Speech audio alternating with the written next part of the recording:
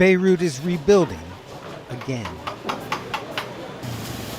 Earthquakes and wars have bashed and battered this city over the centuries. And then, last summer, this.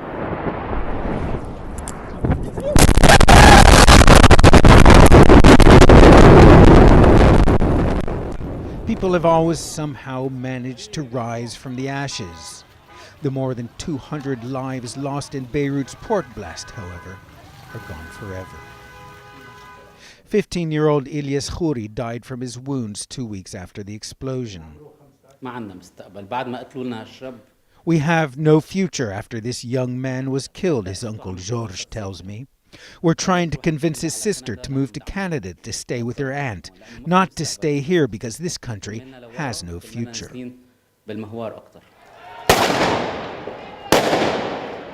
2020 started with more anti-government protests and clashes continuing from the uprising that broke out in October 2019.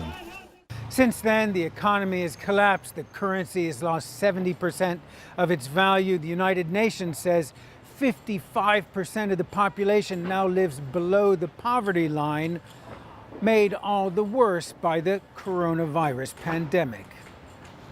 After all this, Lebanon, always a fragile construct, appears to be falling apart. Yes, God, yes. Karl Sarkis is trying to repair his family's building. But with his wife pregnant and Lebanon's politicians mired in old squabbles, unable to form a government, they're looking at the exit. We are planning on moving, on leaving the country for my child. Yeah. It's no future.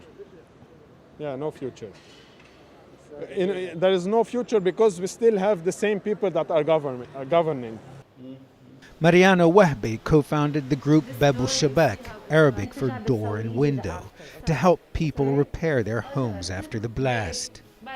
We need to think about what do we need to do to save whatever is left of our city, our heartbeat. You know, the ba-boom, ba-boom. This is the heartbeat of the country. It has been destroyed. The thousands who protested in the heart of Beirut have disappeared. Real change will come, says university professor and activist Mona Fawaz, but first they must heal. There is no doubt that the blast has destroyed the hope, the ambition, and the energy of many, many people. That was an incredibly violent moment. So we can't deny that this happened and that people will take time to recover. The scars, however, will not go away. Ben Wiedemann, CNN, Beirut.